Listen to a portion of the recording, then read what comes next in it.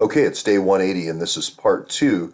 There's a lot of response from the long format interview I did with Task Force yesterday, day 179.3, which was about this Mustafa, this Moaz Mustafa's Wisdom House, both in Little Rock and also in Syria, in Idlib, Syria. He's also connected to Kosovo. He's also connected to Haiti. It was kind of a Dyncorp tour de force. His whole career is almost a Dyncorp poster child. And a lot of response there. People know I tend to stay away from child trafficking issues, only really talking about when they, organ harvesting situations for children, pediatric hospitals. But I do want to say that this is very factually based. Having that same person involved with a Dyncorp cutout, which is a company called Chemonics.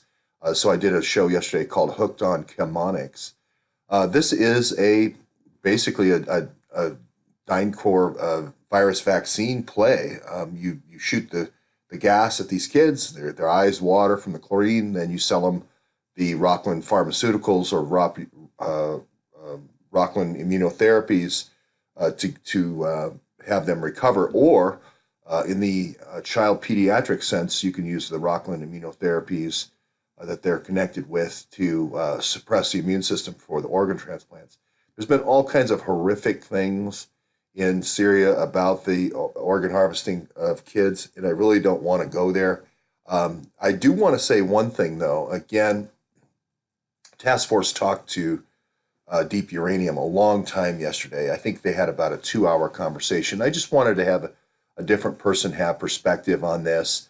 They are both very focused on this child trafficking. Obviously, Task Force is from working undercover 11 years and then really has dedicated her whole life since then as a detective and as a private investigator and as a counselor, mental health counselor for these PTSD guys, veterans, toward this child trafficking subject. I want to also say that Marshall, the guy you met yesterday, Marshall also had the big turn in his life when he saw some child trafficking things. And he told me this one story of a fireman in a foreign country pulling a kid out of a fire that had been in, I believe it was in one of these so-called orphanages.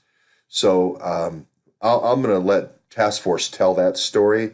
I think the long format interview is better. I will get her a better microphone so that she can do this as the story kind of moves in this direction. Unfortunately, this is really the last direction I wanted to talk about. I'm much more comfortable talking about the arms and weapons trade and so forth, the drug trade, etc. I'm going to let Task Force be the voice of this more. But just to show you the original article, here it is. DC man, he lived in Columbia Heights, where Seth Rich lived, by the way. The Columbia Heights stop of the Metro, as we've done numerous shows there.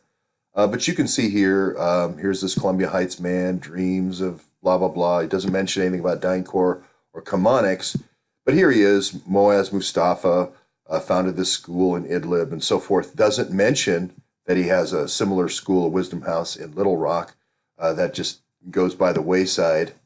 And again, I just don't want to see Hillary Clinton involved in any kind, or any politician involved in any kind of orphanage. This reminds me so much of the Shoeshine Boys in Vietnam. It's such a Dyncorp cutout. No matter what face you put on this, it's always a Dyncorp cutout. It is not a business that we want Dyncorp to be in. We don't want Dyncorp to be running. We don't want Dyncorp to be running orphanages.